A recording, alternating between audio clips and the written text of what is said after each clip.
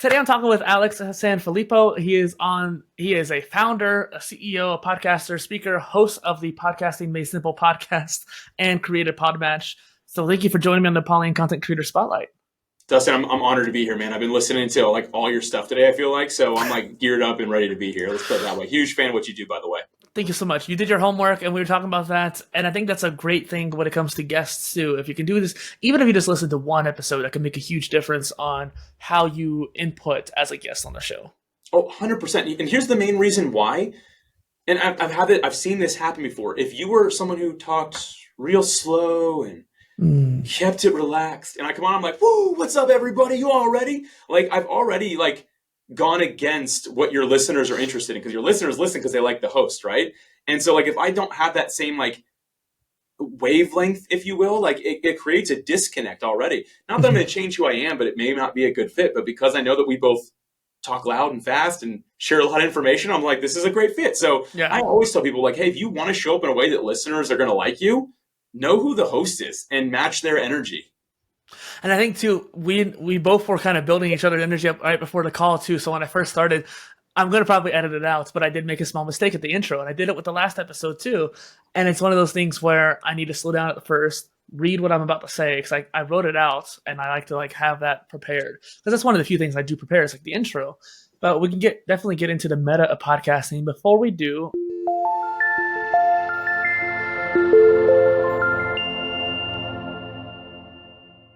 you and I don't really need to break the ice. We've already met each other, but for the audience's sake, the way I like to break the ice is to have you share something about yourself that no one knows about you. Yeah, I don't know if there's anything that no one knows about me. So I'll share something that I don't really share often, but I've been encouraged to start sharing it, so I'm going to. Mm-hmm. I come from a family that's musicians. And out of all of them, I have the least amount of talent. I'm not trying to put myself down, just natural talent. I don't have a whole lot, but I've always been willing to work really hard. Mm-hmm. And it's helped make me the content creator and business person that I am, is just even starting with instruments and working so much harder and not accomplishing as much as others in my family. But I've recently got back into playing ukulele, which is an instrument most people don't pick up. It's a 4-string, my wife calls it, it looks like a little kid guitar. Mm-hmm. And I just have really enjoyed it. And I played guitar for the last, I don't know, I guess I played since 2005 is when I picked up a guitar for the first time. So I've been playing for a long time. But when I picked up a ukulele, it was, to me, much easier, because there's less strings and it's smaller. Mm-hmm. And so that's something I've been starting to do. And typically when I end work, I'll just grab it and play a little bit. And again, I'm not great, and I'm only playing for myself and some of my friends' kids now, because they seem to think it's it's cool. Right? So, yeah, but that's something about me that I really enjoy. It's a creative outlet that helps me be a better creator in areas of my life that quote unquote matter more, if you will. But it kind of really helps all those other areas as well. So yeah, I play ukulele. Very few people know that about me, but I've been encouraged to share it more. So thank you for that opportunity. Thank you for sharing it. And it's one of those things too, where it kind of makes me think of something that you might think is interesting too, is the meta of content creation. When we're creating, we're expending that creative energy, right? But oftentimes we might have a hobby like playing music, or in my case, it's actually spriting, which is a 2D content creation, or graphics design is the word I'm looking for, a 2D graphics design kind of thing. And while it's still using that creative energy, it almost is kind of like a workout where it gives you more energy from doing it, because you get to have fun with it. Sure, I like doing content. This is fun content to make, but it's different. You know what I mean? Oh yeah, for sure. And I think that at the end of the day, this goes really well with something that you shared in one of Polycast, you did a solo episode. Mm-hmm. You talked to, I can remember the date. It's from 1/23/24.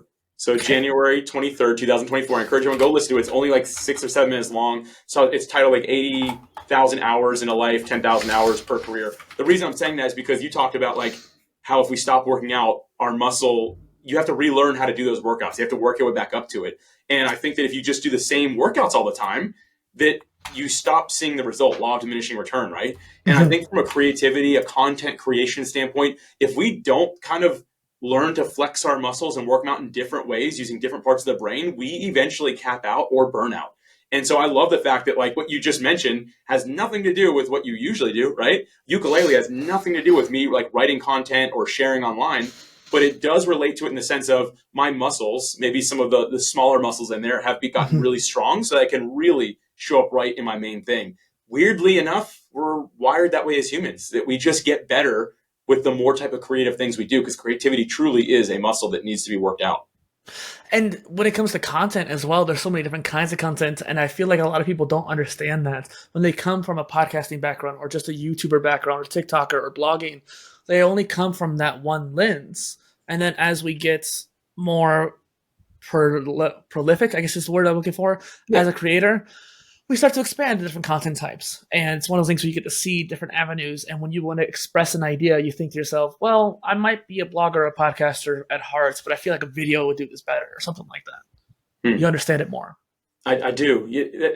That's an interesting thing because I feel like in today's world, with how fast tech moves, I was listening to you talk to Junaid on your. I've been listening to your podcast. I'm just gonna shout out again. I listened on with Junaid or Super Junaid as you called him, and y'all were talking about AI a little bit and like just blowing my mind with the advancements of what's happening.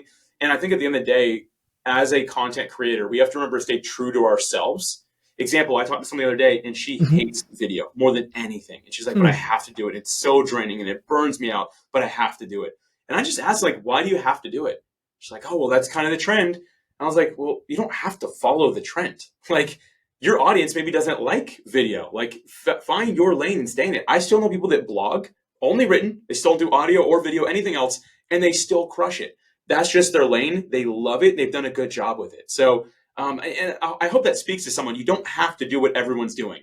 Now, Right. you can, and I certainly suggest trying it at the very least if you enjoy it, but you don't have to do what the world says you have to do.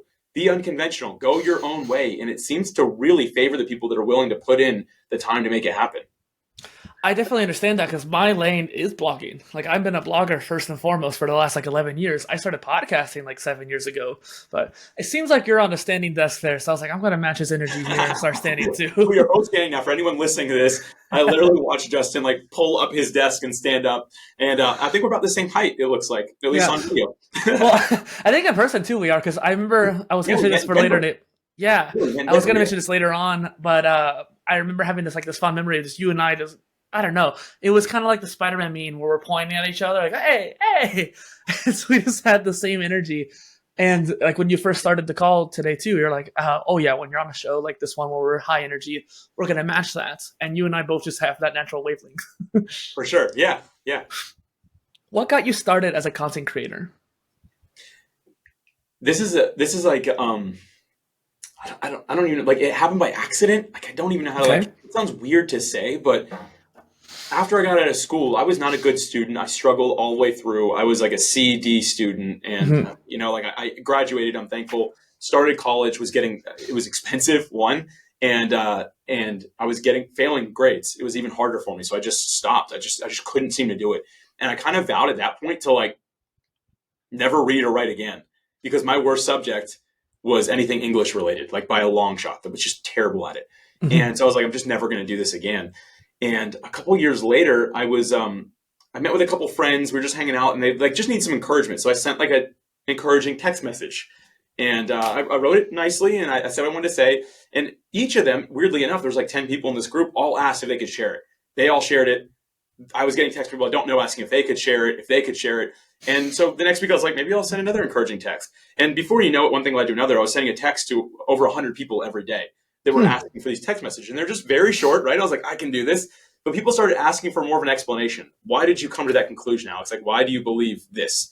And so I just decided, like, can you write on the internet? Like I don't want to write pen and paper. Can you write on the internet? And that's when I discovered this thing called WordPress, which now is very well known, right? And this is going back to 2011 is when this was. Maybe it was 2012. It all gets blurry at some point. But I know. so I started just writing, and they were very short, improper English, but I basically sent the text and linked to it for people who wanted to see more about it, right? And one thing led to another, and I started really enjoying writing. And for a little bit, there was a 6-month sprint where I was writing every day. And I ended up loving it. Like, I thought it was so fun. And for the first time, I was like passionate about it. And that's why I enjoyed it. Through school, I was like forced to learn topics I didn't care about. Now, learning how to learn is extremely important.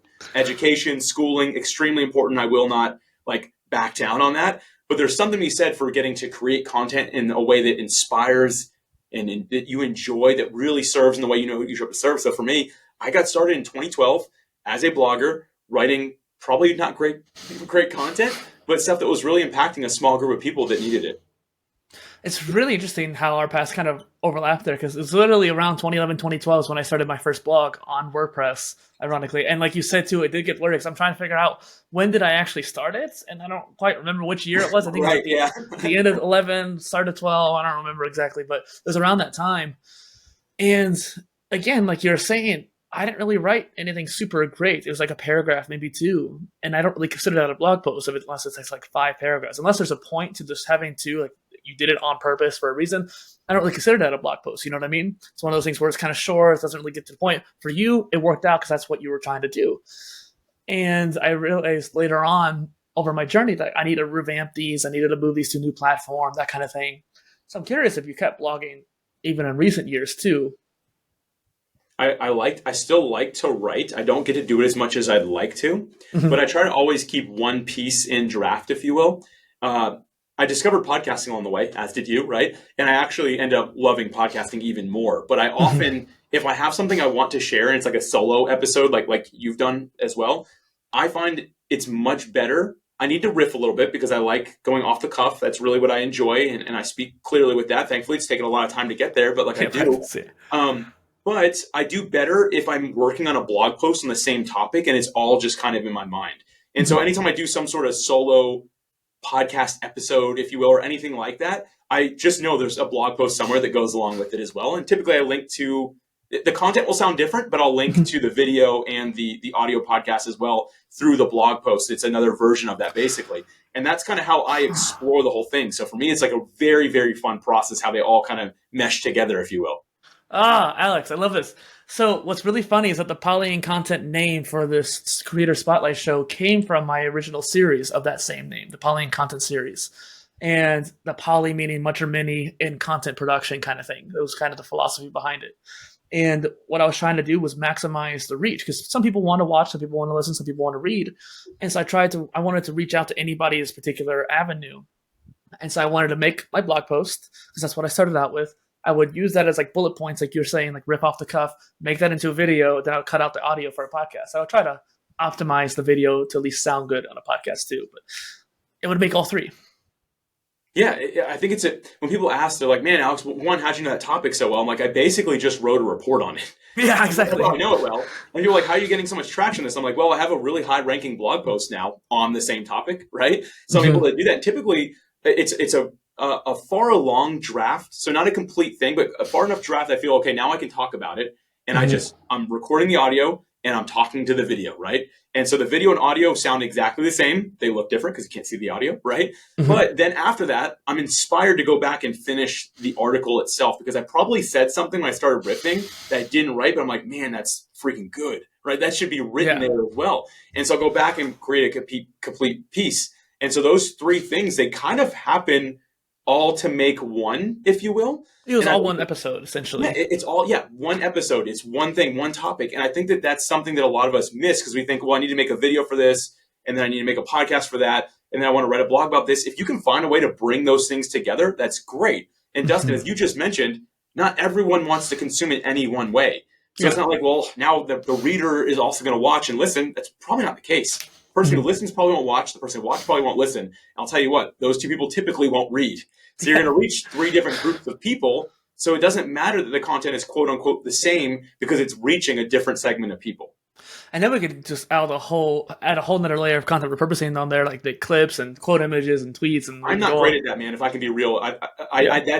I will say this. That is where I need to work. I didn't mean to cut you off, but I wanted to No, you're make good. everyone know, like, I don't have the perfect system. I'm a work in progress. I believe that's part of being a content creator is Yeah. just trying in real time. That right there is so smart, and that's the one piece of the puzzle I'd say I'm missing right now. Well, feel free to pick my brain if you want to message me and people listening in, honestly, too. I love talking about repurposing. That's why I made my repurposing newsletter, which is what the show is off of. Getting to the questions here, out of the three pillar content, like we're just talking about, the audio, written, and video, which one is your favorite to make? I'm curious. I love audio. I mean, Mm-hmm. audio is just like my favorite. And I feel that I've gotten pretty good at it as I've learned to be a little bit more animated. Like, believe it or not, people can hear you moving your hands. And who would have known that, right? So, yeah, like all the crazy stuff, moving my hands all over the place right now, right? But like people can hear that and just learning how to make your voice strum up an emotion, or people feel your joy, your happiness, your sadness in a moment, I think is a really beautiful thing. I don't ever foresee myself being like a voice actor or Right. anything like that, but I do really respect that craft with the emotion that can be drummed up just from an audio standpoint. So, and even more respect for people who can do that in written form, by the way. Like, you ever read a book and you cried? I'm like, man, I wonder if I've ever written anything like that, right? Maybe not. But anyway, that's a long-winded answer. So audio is my choice, though. Long-winded is totally fine. You're used to the podcast. Any interview I've done on there is always long-winded. And what's funny is that all the solo casts you were kind of referring to earlier, at least half of them have like a corresponding blog post too, ironically. Love it. That's great. I had a feeling that audio was going to be your main anchor. It is kind of funny too, because you started out as a blogger and you found that as your main later on. And I think that's a good lesson for people to think about. It's like, you do have to experiment. If you didn't play around with podcasting, you kind of probably fell into it naturally, but if you didn't play around with it, you wouldn't have realized how much you liked it. Yeah, it's a natural progression of where I wanted to go. If you would have asked me when I first started podcasting if I preferred writing or podcasting, I would have told you writing till a certain point. And it's all in a journey. At the end of the day, I think the best way to say this is what got you where you are today won't get you where you want to go tomorrow. Like, you have to be willing to evolve and change and grow. And at some point, I may go back to written being my favorite. Maybe I'll become an author or something like that, right? Right. Or perhaps I'll become a YouTuber, which I don't foresee coming. But I'm just saying, I can see that. Who knows? Like, maybe that's in the future. And I'm just open to that evolution and allowing myself to pursue the passion and whatever's bringing those joy at that time from a content creation perspective. And the reason is because I find when we're doing what brings us most joy from a content perspective, it's what serves people the best. I don't know why, but for some reason, those things correlate very much so. I've found from a consumer standpoint, you can feel the passion, you can feel the hunger to share it. And that, to me, is usually the most beautiful thing you can find. And I love making content with that passion in mind. I wrote a blog post just the other day where I was talking about different knowledge management tools. And the thing is, the reason why I wrote it is because I was passionate about these tools. I only played with them in the first place because I wanted to have a better experience with my management. And when I had good or bad, I was passionate about it. Like, I'm really upset that this is bad things happening. I'm really happy that this new feature is helping me out so much. And I was able to express that in the writing. So I feel you on that. Yeah. What's interesting is that with content, you're talking about content repurposing. So maybe you don't have much experience with repurposing, but you have obviously a lot with creation. So I like asking this question because I love getting into the tools and nitty gritty. What tools do you use for creation or repurposing? Yeah. So I've actually, you know what? One that I just stopped using for the first time is WordPress. I've had WordPress subscriptions to like all these different tool sets that within the next couple months will all be canceled and I won't have them anymore because we've built out our own website and we've built in a great blog feature anyway. So it's weird. Like, I would have said WordPress and all the little things that come along with it being huge, but those aren't part of it anymore. So like now it's our own custom blog solution. We're currently recording on Riverside, which I'm a paying customer as well. So I use that as well to record my interviews, but also my solo and stuff. Capshow helps with my AI because I do some repurposing. I'm just saying I'm not the best at it. So right. Capshow is an AI tool that helps me figure out which snippets to use and where to share that and stuff. Extremely helpful, really great tool. Those are some of the main things. I use Buzzsprout for my hosting provider for my podcast. Interesting. It's a beautiful tool. Really just enjoy what they've put together. And those are a few of my favorite things. No, that's exactly why I'm asking that question. And the people behind Capshow are so cool. It's interesting that you mentioned the CMS thing. I'm proud of you for moving on from WordPress. I wish a lot more people would do that. I'm on Ghost myself, so I'm not sure what CMS you're using. So you've gone from WordPress as well. Interesting. I wasn't sure if you're going to throw something to the camera at me because we used to be diehard. I bet at one point you had WordPress tattoos. I saw them. I hated WordPress, and it was mainly, as much as I love the plugins, I hated it because it was constantly updating. It actually prevented me from creating because I would constantly go in there and there was too much meta work where I would just go in and update, or I'd go in and try out a new plugin. I would never actually get to actually writing the post. Yeah, I found that same thing. It's very distracting. And I know it wasn't intended to be that way, but yeah. Facebook was that way at one point. You remember when Facebook, I don't know if you remember, this is going way back. At one point, they let you have anything custom on your profile, and people were just playing with applications and all this like random plugin stuff. And same thing, if our attention gets diluted, then it's a problem. And the reason WordPress made that even worse is because you actually had to, or your website would break. Yeah, and so it would break all the time. You're feeling creative, you're logging in to do something creative, and it's like, not today, admin work, your website is broken. You're like, what? So yes, I'm personally, like, you moved to Ghost, I moved to like our custom platform. Very happy to do that, but still have it set up in a very robust way. And we followed a lot of the example that WordPress set, because that truly, from a blog standpoint and content creation standpoint, their core functionality, I think, is the golden standard. I was wondering about like what custom you want. You don't have to talk about it if it's private or something like that. I didn't know if it was like Hugo or Node or something like that too. Just So I'm not the software guy. So my co-founder is, but I will say this: it's a custom blend of all kinds of things. He pick and chose little things from everywhere, and actually AI has helped him write a lot of creating a blog type of thing, because AI is very smart in teaching you how to build your own platform for that. So he's done a lot of that. Granted, he told me at one point, this is funny, this is some inside information. He's like, man, I feel bad. Like, he goes, this blog was kind of like designed by AI, and I just tweaked a little bit. I was like, well, send me the prompts, the conversation. I couldn't read a word of it. I was like, dude, say what you will. I'm like, but the fact that you knew how to tell this thing to do that and how to correct the mistakes it was making says a lot about you, because I can't read a single word of this. So I still give Jesse, my co-founder, credit. But beyond that, I'm not really sure what it's built on, other than the fact that it's really fast, really good, and only has the features that we actually want. I appreciate you entertaining that question, because I may not know how to code very well, but I do have the mindset behind a coder. And I've had such frustration with CMSs over the years. I've written about this. I've talked about this on podcasts where I wanted to make my own CMS. I'm so frustrated by it. And as someone who understands the multi-format content, I probably should talk to you more about it too, just a soundboard. But I was thinking, like, I really want a website where I could show my videos and my podcasts and my blog posts all in one place. Like, it might still be hosted on YouTube. Right? Huh? Imagine that. I know. It's so crazy. One place that has everything that belongs to you, right? And it's so frustrating because, like, no platform really does it out of the box, so to speak. And it's just, I figured, like, you could have, like, a little carousel of your YouTube videos. I know Pat Flynn has a really great plugin with his, hosting provider, or you can do something built into the website. And technically you can sort of do something like that with Ghost, but then you kind of sacrifice the blog posts. So it's one of those things where you kind of have one or the other. I'm on a tangent now, but it's just so frustrating. I'm sure most content creators that are listening to this, I know for me as well, I think we've all been there. And you whiteboard out the perfect solution, and you're like, why does this not exist, right? Like, it doesn't seem that hard. I think as creators, because we are creators, making us creative, I think that our brain just thinks in a certain way. That if you think about the people designing the software and things like that, nothing against them. I'm that guy sometimes as well, right? But they're not thinking about the creative. They're thinking about, from a business standpoint, how does this work, right? And perhaps we just don't understand what's really capable. So I don't want to downplay the fact that a developer out there has made good decisions that work. But yeah, I'm with you. I think that all of us have at one point whiteboarded it out and shared your frustration. I think the developers are thinking in an information architecture point of view, where they're like, we want the most efficient flow as possible. But sometimes what's efficient for the loading may not be efficient for the visitor on the site. Yeah. Getting to the next question here, what is one of your favorite stories that's happened to you as a content creator? Yeah, I'd say for me, everything is around impact. The impact that I'm making, not so I can take credit, not so I can feel good, but so I can actually go to sleep knowing that I helped somebody's life. As a content creator that uses my voice, the way I look, my video, right? Like my written content, my face, my facade. Sorry. I'm looking good. Just kidding. My mom says I have a face for radio. So for me, it's all around making that impact on somebody's life that is consuming my content one way or another. And what I mean by that is it's actually changing their life. And I'm not like necessarily trying to be like the guy who saves people's lives from death, right? But maybe from a bad situation they're in, or a stuck moment that they're in.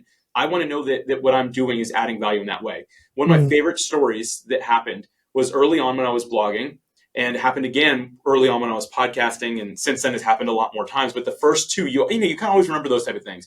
I remember I was writing for, I don't know, maybe 2 years at this point, and the only people who had reached out were people that I knew, or friends of friends type of thing. That's perfectly fine. They said it was impacting them. But one day I got a completely random email from somebody I didn't know. And they even start off that way, saying, hey, you don't know me, but I wanted to let you know.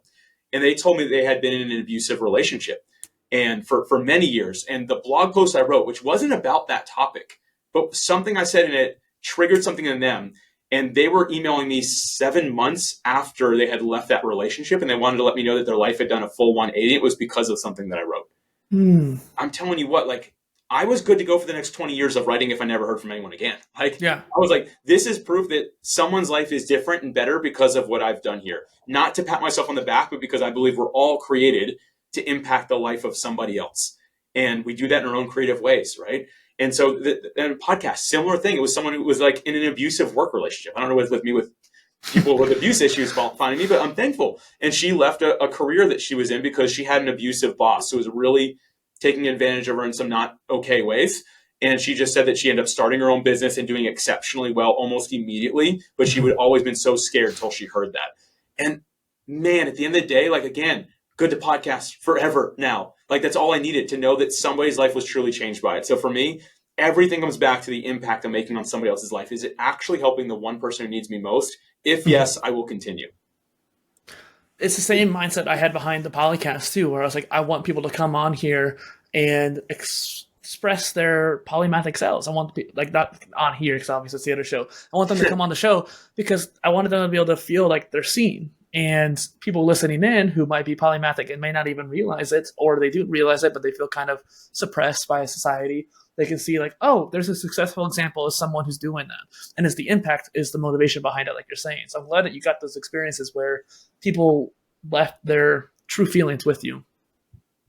Yeah, and again, that in the day is what caused me to sleep well and reminds me of what I do. I will never forget those stories, and I always remember have those individuals in mind more than getting a lot of views, getting a lot of likes, becoming more famous, right? Like those things are all fine, I guess, but what really matters is the impact. So thank you for giving me a chance to mention that, by the way. That's cool. I don't get to talk about that much.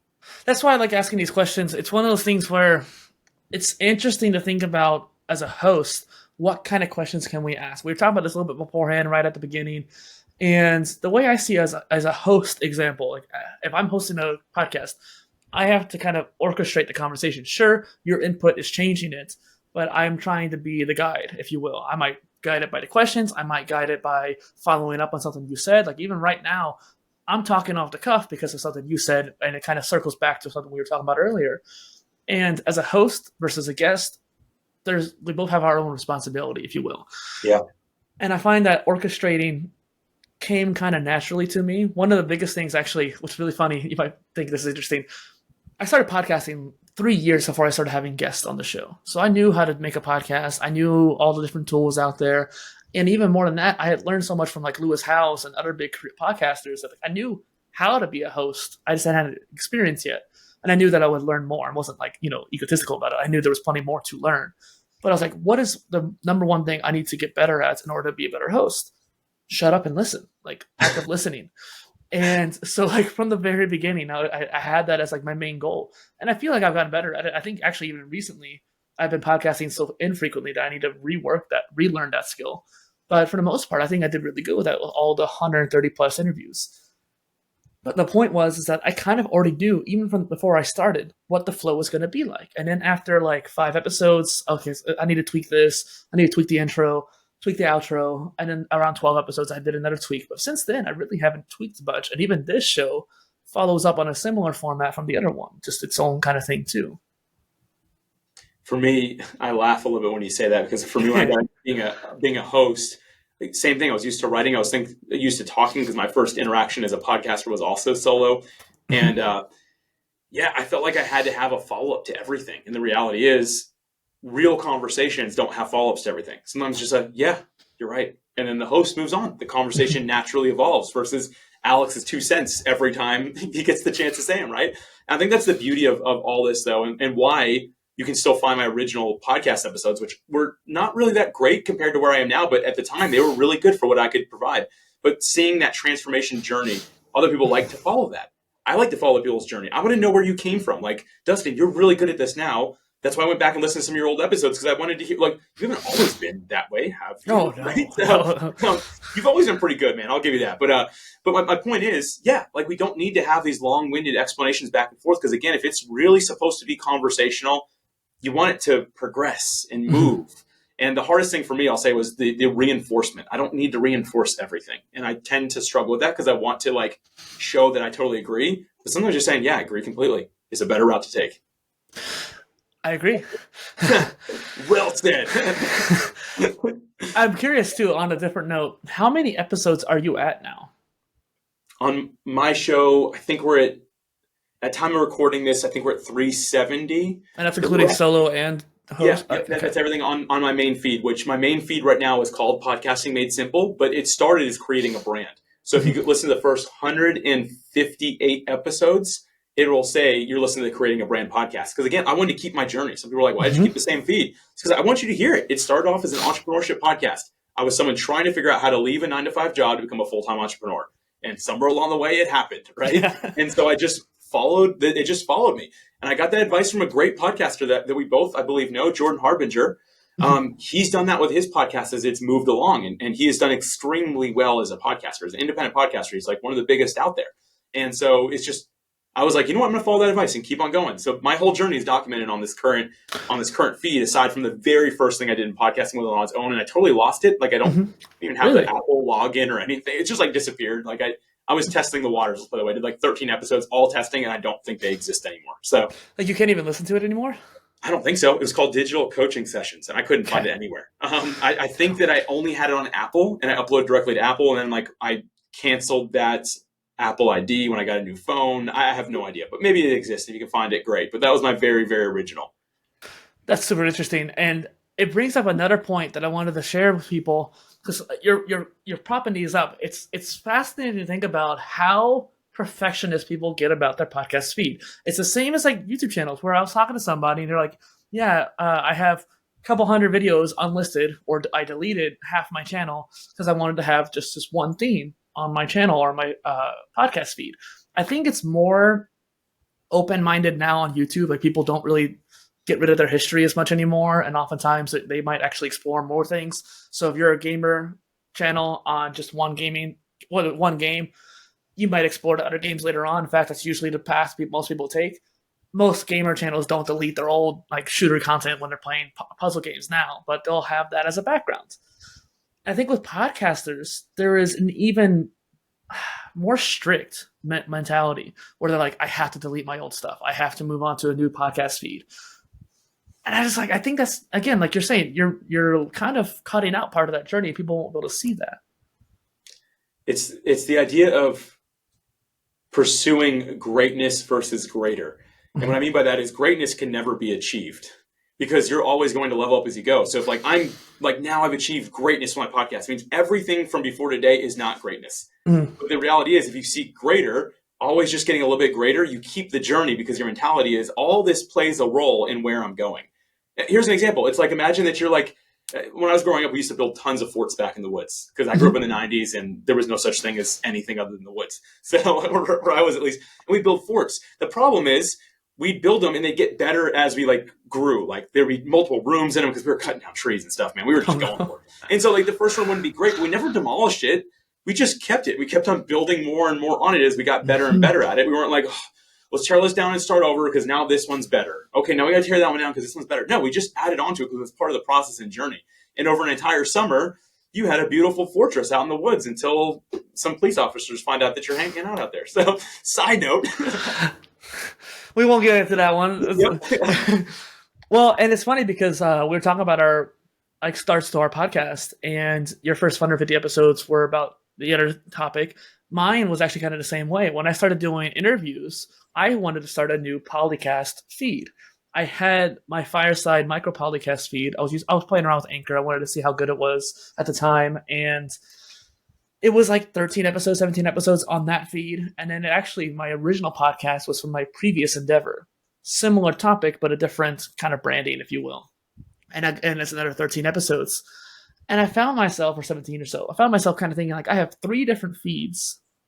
Yeah, 3 different feeds, and they're all essentially the same topic, but I only have 2 episodes in this Polycast feed. If I want to invite somebody onto my show, well, perception does matter, and it may not matter to everybody. But if someone comes in, they see I only have 2 episodes, they're gonna think that I'm a noob. They're gonna think not as highly of me, even though I've been at it for 3 years at this point.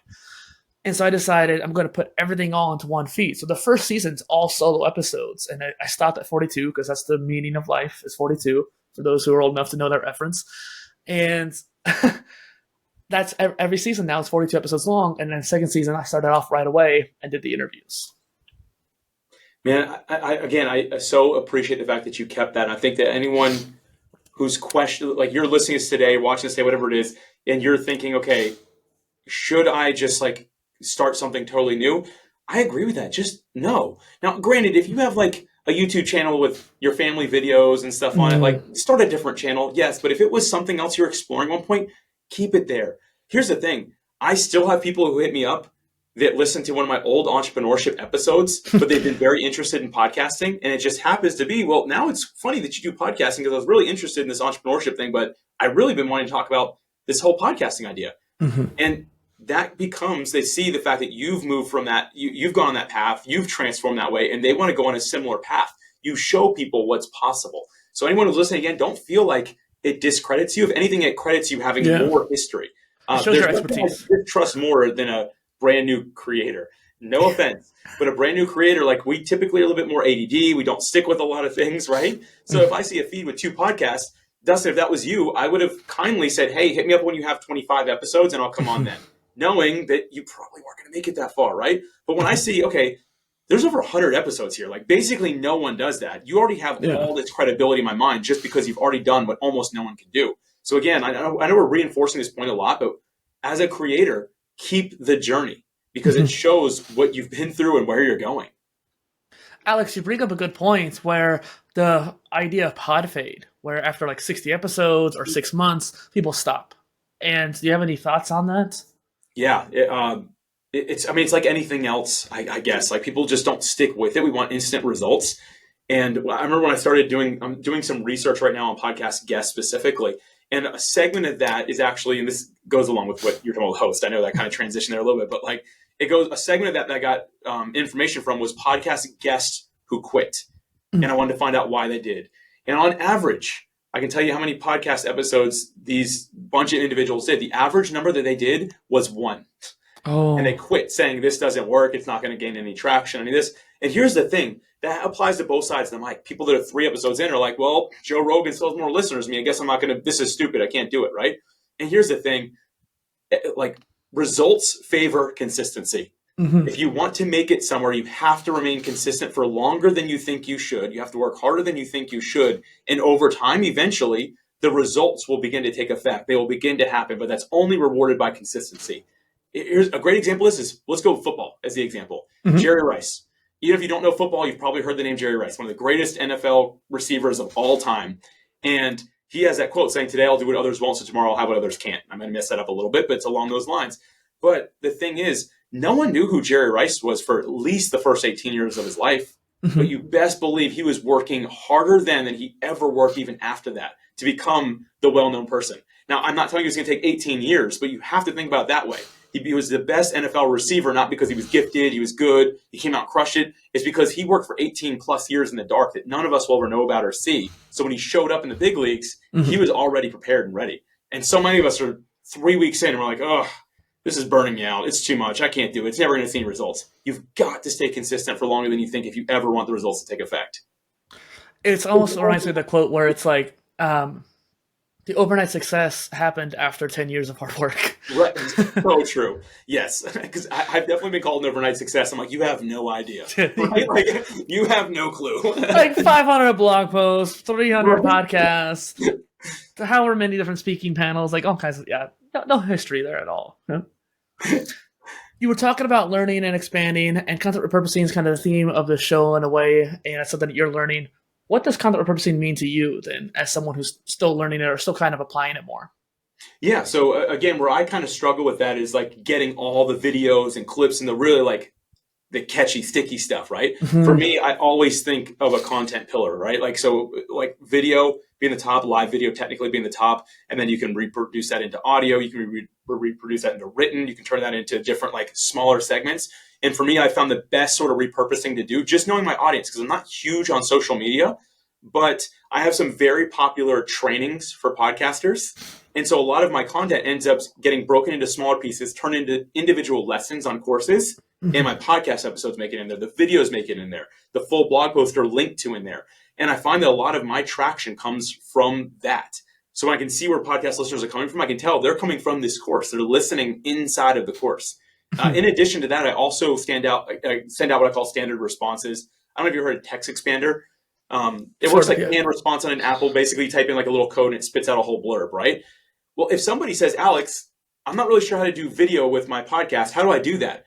I have an episode on that and blog post and YouTube video, and I have a standard response that I automatically just type in a little few keys and it sends them all of that. And now this person's like, oh man, thank you. It feels very individual because it is. It's written by me, right? And it sends them to a resource versus me being like, well, here's my 10 ideas right now. Saves me a ton of time. And then that repurposed content funnels them into where I want them to ultimately go. And that's kind of my take. So again, like doing the clips and stuff on social media is not where I'm at today. And I know that's okay. But repurposing through courses and direct response content has done very, very well for us as a company and for me as an individual. So I love that question too, because you took that answer differently than I would expect, which is good because it helps show that repurposing isn't just like taking your podcast, make it into TikToks.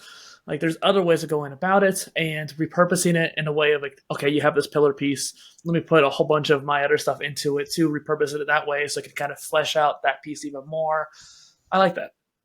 Yeah, thanks, man. I appreciate it. I think it's a bit of a unique approach, but I'm all for being where our strengths are. Because I don't know about you, but I've met a lot of people that podcast, YouTube, or blog that really don't like, an example, TikTok. Like they just don't like it. And it's not for everybody. We don't all have to be all places at once.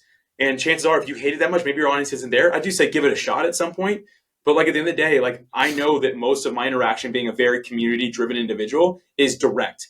So like, I mean, I'm sending out hundreds of my episodes a day to individual people one-on-one, and pretty much they all listen to it. So think about how much traction I'm getting there, right? Like sometimes that works better than sending something out to TikTok, Reels, or any of those places. Not saying you shouldn't, and it's an area I'm working on, but this is my lane that I really know and it works well for me. Well, you're going a more community-based approach, and I'm thinking more from like an automation-based approach. So we're actually different in that regard, despite the fact we understand it. I always think like really, even if you don't like the platform, you could be on there. I never cared for Pinterest. Like, sure, it's a great platform. Never cared for it. So what I would do is for the longest time, just repurpose my Instagram pics and send it over to Pinterest.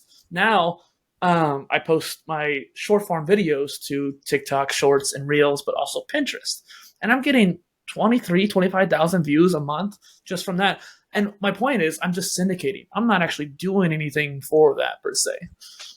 Syndication is a beautiful thing, and that's why I do. So I am on all the platforms, just not as intentional as I should be. But yes, it's why not, right? Like, what the worst that can happen by you clicking extra box saying yes, post here is maybe somebody watches or listens or reads it, right? So there's really no loss at this point, and thankfully with all the tools, which Dustin, you know the tools better than anybody. Like, it's not a lot of extra work once you've set it up. Same when I talk to podcasters, like, oh, I'm only on Apple Podcasts because I don't want to take the time to put it everywhere else. I'm like, your hosting provider does that. Like, it's distribution. I never, like, it takes, like, yes, initially you have to connect them all, and it takes, I don't know, 20 minutes to connect each of them, or 15 or something like that.